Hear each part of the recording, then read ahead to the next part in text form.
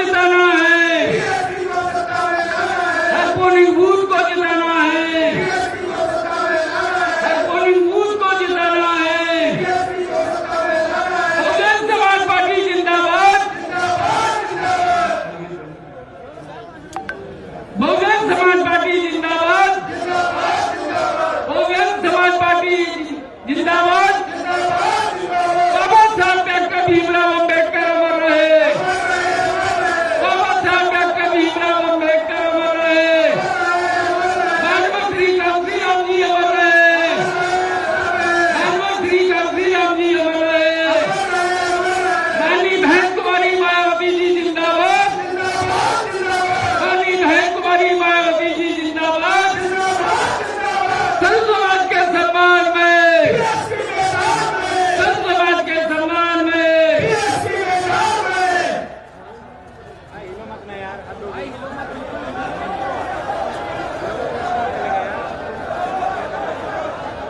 आगरा मंडलीय स्तरीय चुनावी जनसभा की मुख्य अतिथि बहुजन समाज पार्टी की राष्ट्रीय अध्यक्ष, पूर्व मुख्यमंत्री उत्तर प्रदेश एवं पूर्व सांसद आदरणीय बहन कुमारी मायावती जी हमारे बीच पहुंच चुकी है। आदरणीय बहन जी के पहुंचने पर आगरा मंडल बहुजन समाज पार्टी यूनिट व सर्व समाज के भाई बहने आदरणीय बहन जी का हार्दिक स्वागत करते हैं, खैर मकदम करते हैं।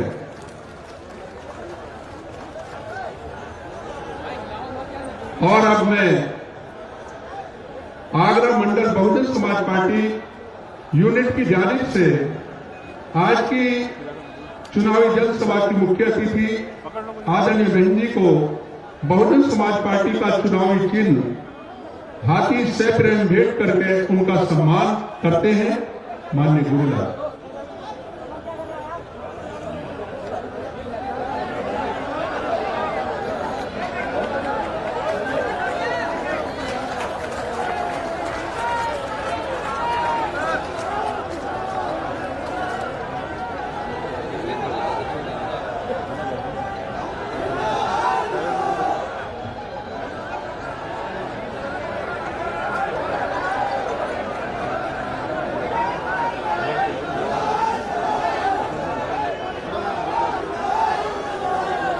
अब मैं ज्यादा समय न लेते हुए अनुरोध करूंगा आज की चुनावी जनसभा की मुख्य अतिथि बहुजन समाज पार्टी की राष्ट्रीय अध्यक्ष, उत्तर प्रदेश की पूर्व मुख्यमंत्री, पूर्व सांसद, करोड़ों करोड़ों कमजोर मजलूम बेसहारा दिलों की आवाज आदरणीय बहन कुमारी मायावती जी से कि वो आए और जनसभा को संबोधित करें। आदरणीय बहन जी।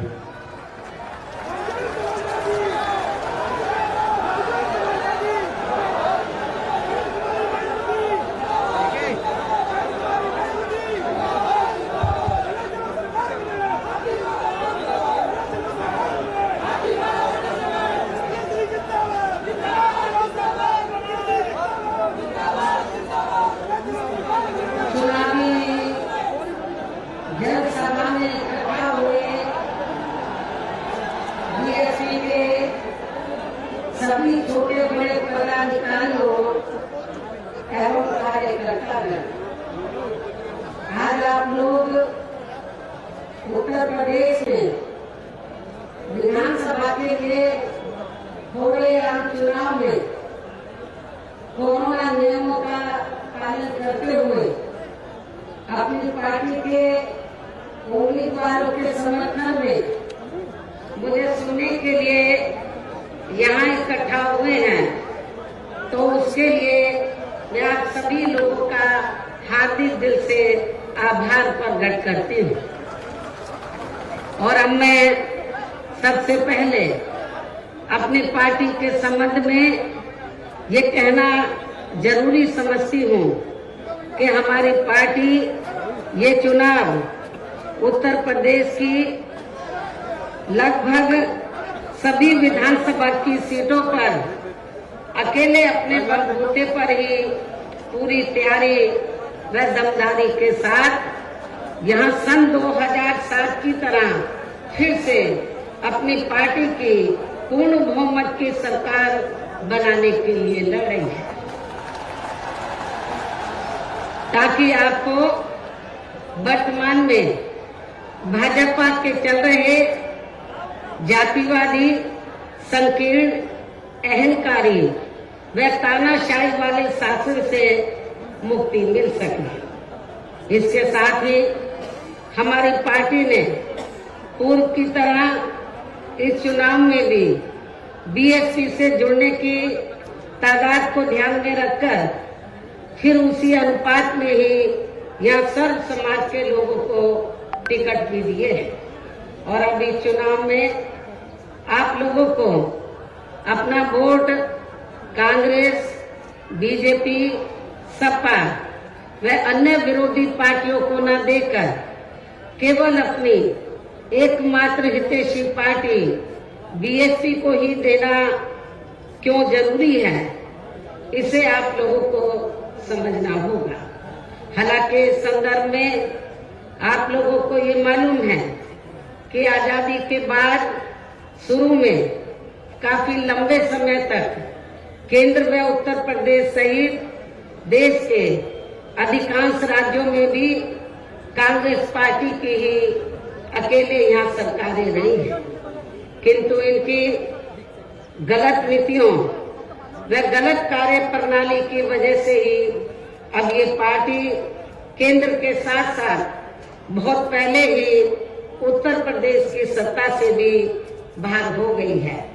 इसके साथ ही ये पार्टी जबरदस्त जातिवादी होने के कारण शुरू से ही हर मामले में यहाँ दलित, आदिवासी व अन्य पिछड़ा वर्ग विरोधी पार्टी भी रही है और अभी भी है, जिस कारण केंद्र में रही इस कांग्रेस पार्टी की सरकार ने इन वर्गों के मसीहा व भारतीय संविधान के मूल निर्माता परम पूज्य बाबा साहब डॉक्टर भीमराव अंबेडकर को भारत रत्न की उपाधि से भी सम्मानित नहीं किया था, जिसके लिए वो हर प्रकार से पात्र भी थे। इतना ही नहीं बल्कि इनकी मूवमेंट को आगे बढ़ाने के लिए अपनी पूरी जिंदगी समर्पित करने वाले मान्यवर श्री कांशीराम जी के देहांत होने पर भी केंद्र में उस समय इसी कांग्रेस पार्टी की रही सरकार ने उनके सम्मान में एक दिन के लिए भी राष्ट्रीय शोक घोषित नहीं किया था, तथा न ही इस पार्टी की रही सरकार ने पिछड़े वर्ग की आरक्षण संबंधी मंडल कमीशन की रिपोर्ट को भी लागू किया था, जिसे फिर बीएसपी ने अपने कड़े संघर्ष व अथक प्रयासों से केंद्र में रही श्री बीपी सिंह की सरकार से ही लागू करवाया था। साथ ही इसी सरकार में ही बाबा साहब डॉक्टर भीमराव अंबेडकर को भी भारत रत्न की उपाधि से सम्मानित किया गया था, जो इनके अपार अनुयायियों की बरसों से ये दिली चाहत भी थी। लेकिन अब केंद्र व अधिकांश राज्यों की भी सत्ता से बाहर होने के बाद यही कांग्रेस पार्टी खासकर दलितों, आदिवासियों व अन्य पिछड़े वर्गों के वोटों की खातिर आए दिन किस्म किस्म की नाटकबाजी करती रहती है, जबकि इन वर्गों के मामले में इस पार्टी की सच्चाई तो ये है कि कांग्रेस पार्टी जब सत्ता में होती है और इनके अच्छे दिन होते हैं तो तब इस पार्टी को इन वर्गों का विकास व उत्थान आदि याद नहीं आता है, तथा न ही इनको महिलाओं की भी भागीदारी याद आती है। इतना ही नहीं बल्कि इस पार्टी के बाद खासकर यहाँ सपा व बीजेपी आदि की बनी सरकार में भी यूपी की जनता हर मामले में व हर स्तर पर काफी ज्यादा दुखी रही है। सपा की सरकार में तो अधिकांश यहाँ गुंडों, बदमाशों, माफियाओं व अराजक तत्वों एवं सरेआम लूट खसोट करने वालों का ही राज रहा है, जिसकी खास वजह से ही इस सरकार में आए दिन यहाँ जाति व धर्म के नाम पर तनाव व दंगे आदि ही होते रहे हैं। इस मामले में पश्चिमी यूपी का मुजफ्फरनगर कांड इसका खास उदाहरण है। प्रदेश में विकास के कार्य भी ज्यादातर यहाँ एक विशेष क्षेत्र व एक विशेष समुदाय के लोगों तक ही सीमित होकर रह गए हैं। और इतना ही नहीं, सपा की सरकार के चलते दलित व अति पिछड़े वर्गों के लोगों के साथ तो हर स्तर पर सोतेला रवैया अपनाया गया है। आप लोगों को ये मालूम है कि जब सपा पावर में आई तो सपा सरकार ने एक काम ये किया सबसे पहले सत्ता में आते ही कि हमारी पार्टी की सरकार ने जो दलित और अन्य पिछड़े वर्ग में समय समय पर संत गुरु और महापुरुष हुए तो उनको आदर सम्मान देने के मकसद से उद्देश्य से हमारी पार्टी की सरकार ने जिन नए जिलों के नाम इनके नाम से रखे, नई योजनाओं के नाम इनके नाम से रखे तो उनको बदल दिया। और इतना ही नहीं, मैं सरकारी कर्मचारियों को भी ये बताना चाहती हूँ कि जब पदोन्नति में आरक्षण को लेकर तो पार्लियामेंट में बिल आया तो यही समाजवादी पार्टी थी जिसने इस बिल को फाड़ दिया था और इस बिल को पास नहीं होने दिया, ताकि जो दलित वर्ग के लोग हैं उनको पदोन्नति में आरक्षण की सुविधा न मिल सके। ये समाजवादी पार्टी का कैरेक्टर है, चाल चरित्र है। इसी प्रकार भाजपा सरकार की भी नीतियां व कार्यशैली अधिकांश यहाँ जातिवादी, पूंजीवादी एवं आरएसएस के संकीर्ण एजेंडे को ही लागू करने पर टिकी रही है, जिससे प्रभावित एवं शिकार हुए लोगों का इस सरकार में सही से विकास व उत्थान आदि नहीं हो सका है। साथ ही इनका हर स्तर पर काफी ज्यादा उत्पीड़न भी किया गया है। धर्म के नाम पर हमेशा यहाँ तनाव व नफरत आदि का वातावरण ही बना रहा है, ये किसी से छिपा नहीं है। प्रदेश में हर प्रकार के अपराध भी काफी ज्यादा बढ़े हैं। खासकर दलित व महिलाएं भी इस सरकार में कतई भी सुरक्षित नहीं रही हैं। लेकिन मीडिया में इनके आंकड़ों को ज्यादातर दबा दिया जाता है।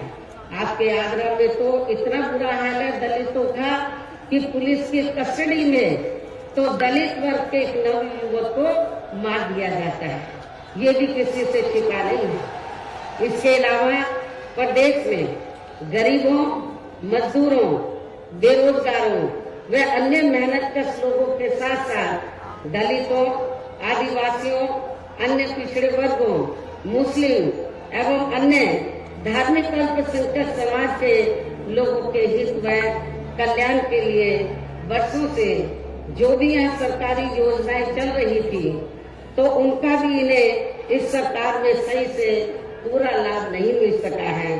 खासकर दलितों व पिछड़ों को आरक्षण का भी पूरा लाभ नहीं मिल सका है, क्योंकि इन्होंने ज्यादातर सरकारी कार्य प्राइवेट सेक्टर के जरिए ही कराए हैं, जिसमें इनके लिए आरक्षण की कोई भी व्यवस्था नहीं है। सरकारी नौकरियों में भी इनका आरक्षण का कोटा भाजपा सरकार में भी पूरा नहीं किया गया है। मुस्लिम व अन्य धार्मिक अल्पसंख्यक समाज के लोगों के साथ तो बीजेपी की सरकार में अधिकांश इन्होंने पक्षपात वाला रवैया ही अपनाया है। इतना ही नहीं, बल्कि इस बार बीजेपी की सरकार में अपर कास्ट समाज में से विशेषकर प्रबुद्ध वर्ग भी हर मामले में अपने आप को काफी ज्यादा उपेक्षित रहा है। इसके अलावा इनकी गलत आर्थिक नीतियों के कारण यहाँ गरीबी, बेरोजगारी व महंगाई आदि भी काफी ज्यादा बढ़ी है। खासकर चुनाव घोषित होने से पहले तो डीजल, पेट्रोल व रसोई गैस आदि की आए दिन बढ़ी कीमतों ने भी जनता की काफी ज्यादा मुश्किलें बढ़ाई हैं।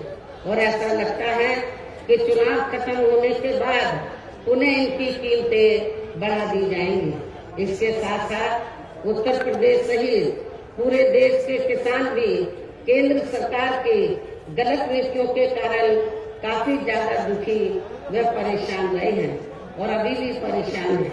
प्रदेश में बेरोजगार लोगों को रोजगार नहीं मिलने के कारण ही ज्यादातर इनको पलायन भी करना पड़ा है।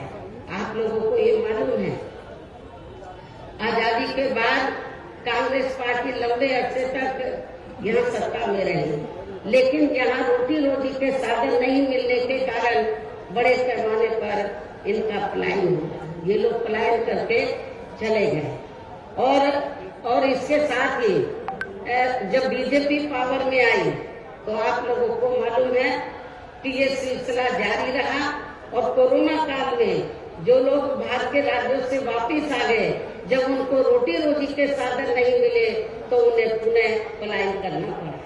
मुजफ्फरनगर में भी बड़े पैमाने पर सपा सरकार में लोगों को पलायन करना पड़ा। तो ये तीनों पार्टियों की जो सरकारें हैं, चाहे कांग्रेस सत्ता में रही हो, चाहे समाजवादी पार्टी, चाहे बीजेपी, इन सभी पार्टियों की सरकारों में किसी न किसी कारणवश जो दुखी पीड़ित लोग हैं, खासकर बेरोजगार लोग हैं, उनको पलायन करना पड़ा है। इस प्रकार से इन सभी विरोधी पार्टियों की रही सरकारों में शुरू से ही यहाँ यूपी की जनता काफी ज्यादा दुखी व परेशान रही है। खासकर कोरोना महामारी के दौरान तो इन सभी की हालत और भी ज्यादा खराब हो गई है।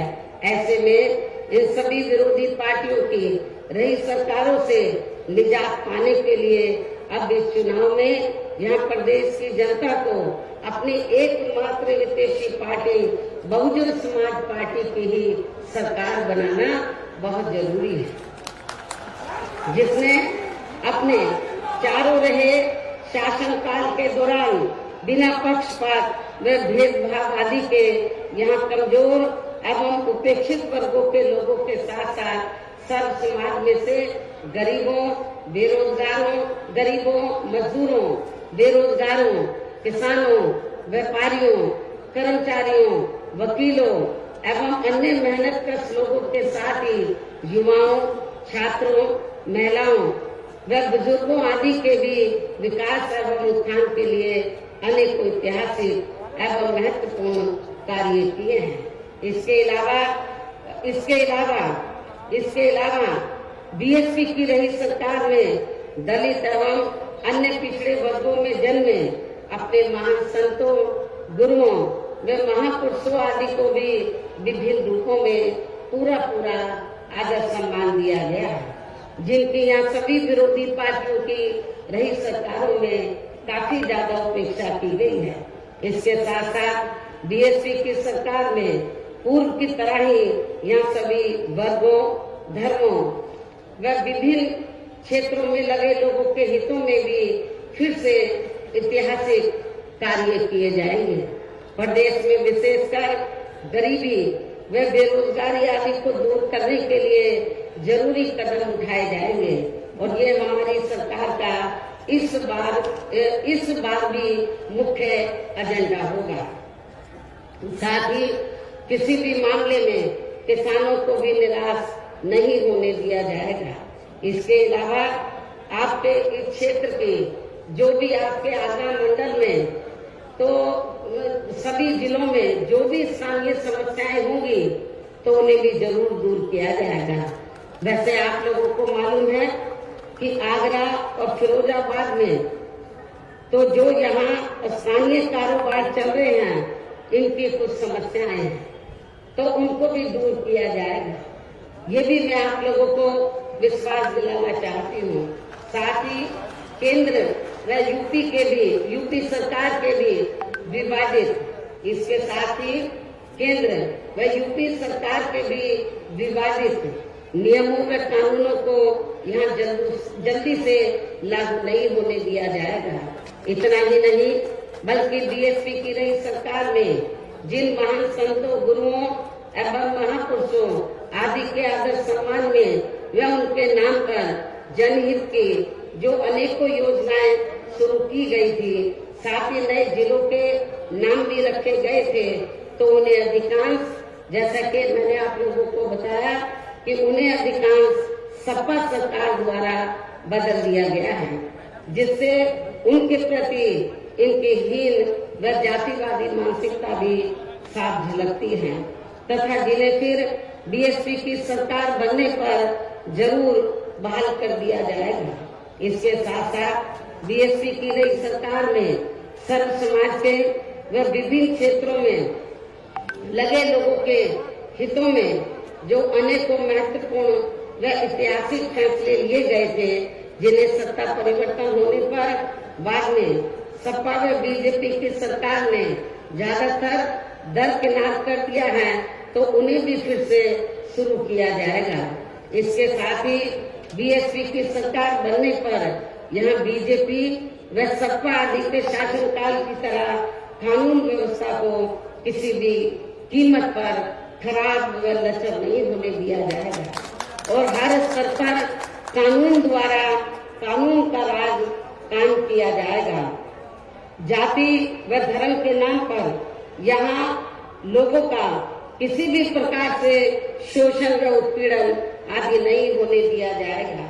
खासकर कानून व्यवस्था को बेहतरीन बनाने के लिए विशेष अभियान के तहत व दलगत राजनीति से ऊपर उठकर यहाँ गुंडों, बदमाशों, माफियाओं व अन्य आपराधिक एवं अराजक तत्वों को भी जेल की सलाखों में ही भेजा जाएगा। जहां मेरी सरकार में इनकी जेल के बाहर नहीं बल्कि जेल के अंदर ही सही जगह होती है। इतना ही नहीं बल्कि जाति, धर्म व राजनीतिक द्वेष की भावना के तहत जिन लोगों को खासकर धरना प्रदर्शन आदि के नाम पर जबरदस्ती गलत धाराओं में फंसाकर उन पर अनेकों केस चलाए हुए हैं वर्तमान भाजपा सरकार में, तो उन मामलों की भी सही से जांच करा के उनके केस भी खत्म किए जाएंगे। अर्थात वर्तमान भाजपा सरकार में प्रदेश की जेलें जो अधिकांश ऐसे लोगों से भर दी गई हैं, तो उन्हें खाली करा के केवल यहाँ आपराधिक तत्वों को ही रखा जाएगा। इसके अलावा प्रदेश में खासकर शिक्षा के क्षेत्र में व अन्य और विभागों के भी कर्मचारी जो आए दिन अपनी मांगों को लेकर धरना प्रदर्शन एवं हड़ताल आदि करते रहते हैं, तो उन सभी मामलों को निपटाने के लिए एक आयोग का गठन किया जाएगा और उनकी सही मांगों को मान लिया जाएगा। इसके साथ ही यहाँ मैं ये भी कहना चाहती हूँ कि कुछ महीने पहले मैंने दिनांक 7 सितंबर को प्रबुद्ध वर्ग की सुरक्षा, सम्मान व तरक्की आदि को लेकर किए गए सम्मेलन में तथा इसके बाद दिनांक 9 अक्टूबर को माननीय श्री कांशीराम जी की पुण्यतिथि के मौके पर भी मैंने सर्वजन हिताय व सर्वजन सुखाय को लेकर जो भी कार्य करने के लिए कहा है, तो उन पर भी जरूर अमल किया जाएगा।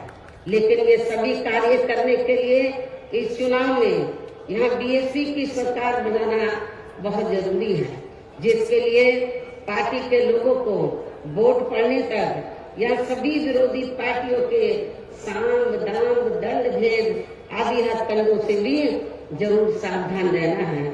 और इस मामले में विरोधी पार्टियां चुनाव होने से कुछ समय पहले या चुनाव के दौरान भी खासकर अपने अपने पक्ष में हवा बनाने के लिए मीडिया व ओपिनियन पोल एवं सर्वे आदि का जो बड़े पैमाने पर गलत इस्तेमाल करती हैं, तो उससे आप लोगों को बिल्कुल भी गुमराह नहीं होना है।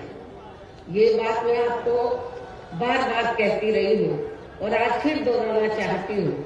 इतना ही नहीं बल्कि इस बार कुछ जातिवादी मीडिया ने इस चुनाव में हमारी पार्टी के लोगों का मनोबल गिराने में भी ये कहकर कोई कसर नहीं छोड़ी है कि इनके नेता कहीं नजर नहीं आ रही है।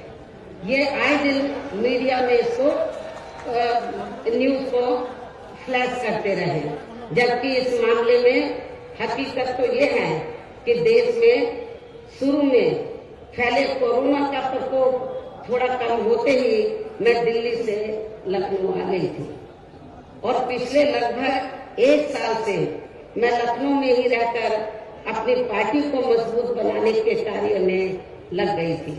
इसके साथ ही इस कार्य में यहाँ ज्यादा ध्यान देने की वजह से मैंने पिछले 1 वर्ष से बाकी राज्यों का भी कार्य लखनऊ से ही देखा है और 1 वर्ष में केवल मैं 2 दिन के लिए दिल्ली गई थी। 1 वर्ष में केवल मैं 2 दिन के लिए दिल्ली गई थी जब मेरी मदर की मृत्यु हो गई थी और इस 1 वर्ष के दौरान मैंने यहाँ पार्टी को फिर से पोलिंग बूथ स्तर तक कैडर के आधार पर यहाँ सही से खड़ा किया है। आप लोगों को मालूम है कि पहले जो कमेटियां बनी थी तो ज्यादातर फर्जी थी। केवल हमारे लोग बता देते थे, नीचे के स्तर के पदाधिकारियों को खुद जाकर कमेटी नहीं बनाते थे। इस बार मैंने सख्त निर्देश दिए कि कमेटी सही होनी चाहिए और जो बड़े बड़े पदाधिकारी हैं वो भी जाकर कमेटी बनाएंगे, ये भी मैंने कहा। तो इस एक कहने का तात्पर्य यह है कि इस 1 वर्ष के दौरान मैंने यहाँ पार्टी को फिर से पोलिंग बूथ स्तर पर कैडर के आधार पर यहाँ सही से खड़ा किया है तथा सर्व समाज के काफी नए लोगों को भी तैयार किया है। इसके साथ ही पोलिंग बूथों की कमेटियों के बनने के बाद फिर मैंने अपने ज्यादातर निवास स्थान पर ही उनकी समीक्षा बैठकें भी की है और ये कार्य खत्म होने के बाद फिर मैंने इस बार उम्मीदवारों का चयन करने के मामले में भी विशेष ध्यान दिया है, क्योंकि इस मामले में पिछले चुनाव में हमारी पार्टी के कुछ वरिष्ठ नेताओं ने जो अधिकांश अब दूसरी पार्टियों में चले गए हैं, उन्होंने काफी विश्वासघात किया है। पिछले बार चुनाव में उन्होंने काफी विश्वासघात किया, न जातीय समीकरण का ध्यान रखा, बल्कि सुनने में तो ये आया कि दूसरी पार्टियों के उम्मीदवारों से साठगांठ करके हमारे नेताओं ने ज्यादातर डमी कैंडिडेट खड़े कर दिए, जिसकी वजह से पिछले विधानसभा चुनाव में हमारी पार्टी का अच्छा रिजल्ट नहीं आ सका। इस चीज का मैंने विशेष ध्यान दिया इस बात की तरफ और मैंने ये फैसला लिया कि इस बार मैं ये कार्य अपनी देखरेख में खुद करूंगी। 403 विधानसभा की सीटें हैं, एक सीट पर मैं उम्मीदवार से खुद मिली हूँ, अपने रेजिडेंस पर उनका पूरा परिचय लिया तो तब मैंने उनका टिकट फाइनल किया है, ताकि पिछले चुनाव की तरह हमारे साथ कोई धोखा न हो जाए। और इसके बाद जैसे ही मैं इस कार्य से कल मैं फ्री हुई इस कार्य से, तो आज मैं अपनी पार्टी के उम्मीदवारों को जिताने की अपील करने के लिए यूपी की दलितों की खास राजधानी आगरा में आप लोगों के बीच में आ गई हूँ।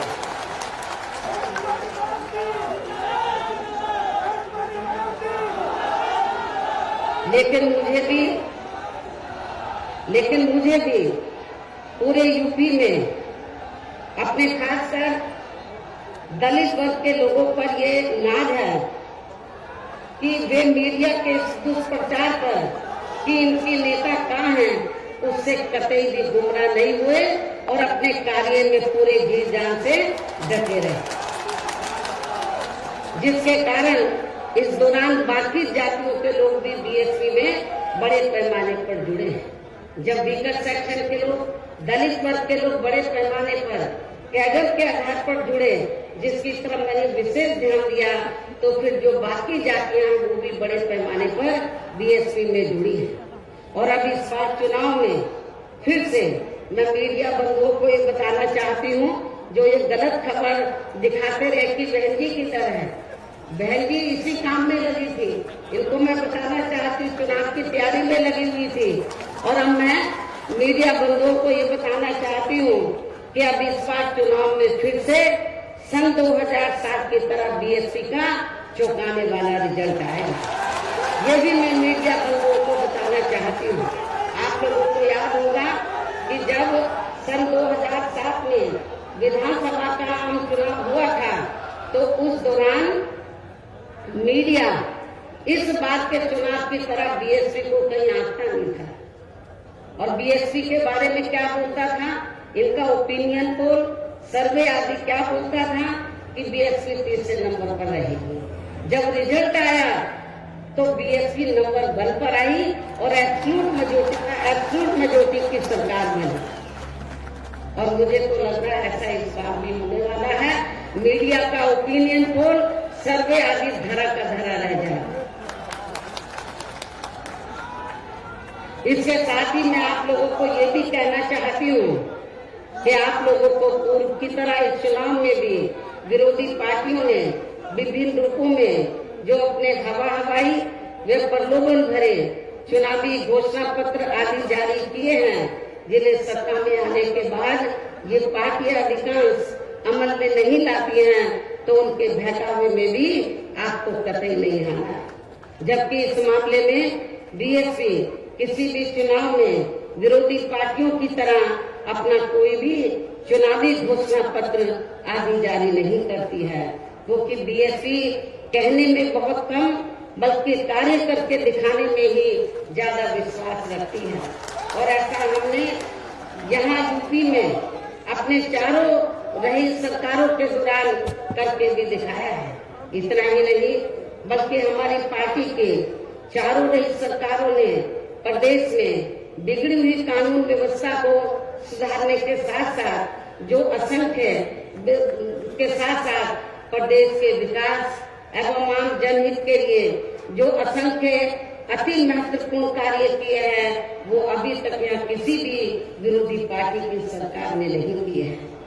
आपको मालूम है कि बीजेपी के लोग कहते रहते हैं हमने गरीबों को इतने मकान दिए हैं, कहीं नजर आ रहे हैं। जब मेरी सरकार थी आपके आगरे में ही बड़े पैमाने पर हमने गरीबों को फ्री मकान बनाकर दिए, वो आपको नजर आते हैं। कहाँ हैं इनके मकान? तो वो आपको बहुत कम ही नजर आएंगे। बल्कि और इतना ही नहीं, तो मैं जैसा कि आपको बताया कि हमारी सरकार ने प्रदेश के विकास एवं आम जनहित के लिए जो असंख्य अति महत्वपूर्ण कार्य किए हैं, वो अभी तक यहाँ किसी भी विरोधी पार्टी की सरकार ने नहीं किए हैं। बल्कि ज्यादातर उन्हीं कार्यों के नाम जो हमारी सरकार ने कार्य किए थे, बल्कि ज्यादातर उन्हीं कार्यों के नाम व स्वरूप आदि बदलकर अब विरोधी पार्टियों की सरकारें उन्हीं को ही भुनाने में लगी है। लेकिन उन कार्यों के प्रति इनकी नियत व सोच सही नहीं होने के कारण उसमें भी ये पार्टियां ज्यादा सफल नहीं हो पा रही हैं। इन्हीं जरूरी बातों के साथ ही हम मेरा यही कहना है कि आप लोगों को इस चुनाव में अपने हित व कल्याण के लिए या फिर से यूपी में बीएसपी की सर्वजन हिताय व सर्वजन सुखाय की नीतियों पर आधारित सरकार बनाना बहुत जरूरी है। और इसके लिए पार्टी के लोगों को, इसके लिए बीएसपी के लोगों को वोट पड़ने वाले दिन कोरोना नियमों का पालन करते हुए सबसे पहले सुबह उठते ही व समय से अपने अपने पोलिंग बूथों पर अपना वोट डालने के लिए जाना है। वोट वाले दिन याद रखो, बहुजन समाज पार्टी के लोगों जो बीमार हैं, बुजुर्ग हैं, उनको छोड़कर जो बाकी लोगों को उस दिन आप लोगों को उपवास रखना है। कब तक? जब तक आप लोग अपने अपने पोलिंग बूथों पर वोट डालकर अपने घरों में वापस नहीं आ जाते। और इस मामले में हमारी जो महिलाएं हैं वो भी पीछे नहीं रहेंगी, ये भी मैं बताना चाहती हूँ। तो सुबह उठते ही सबसे पहले अपने अपने पोलिंग बूथों पर आप लोगों को वोट डालने के लिए जरूर जाना है। इसके साथ ही आपका वोट अन्य कोई व्यक्ति डाल न सके, इसका भी आप लोगों को खुद ही ध्यान रखना है। इसके साथ साथ अपनी पार्टी का कोई भी वोट पड़ने से ना रह जाए, तो उसका भी पार्टी की हर पोलिंग बूथ की कमेटी को विशेष ध्यान रखना है।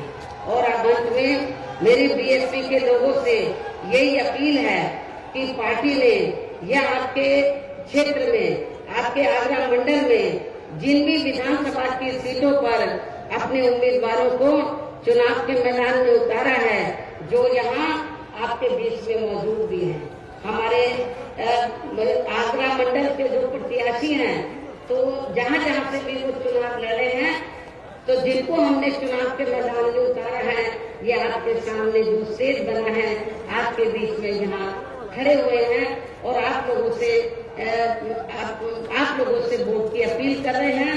और बीएसपी के जो ये उम्मीदवार हैं, तो इनको जिताने के लिए आप लोगों से अपील कर रहे हैं। जो यहाँ आपके बीच में मौजूद हैं, तो उन्हें आप लोगों को वोट वाले दिन अपनी पार्टी के हाथी चुनाव चिन्ह के सामने वाले बटन को दबा के जरूर जिताना है। बीएसपी का चुनाव चिन्ह क्या है? हाथी, और आपकी आबादी हाथी की तरह विशाल है।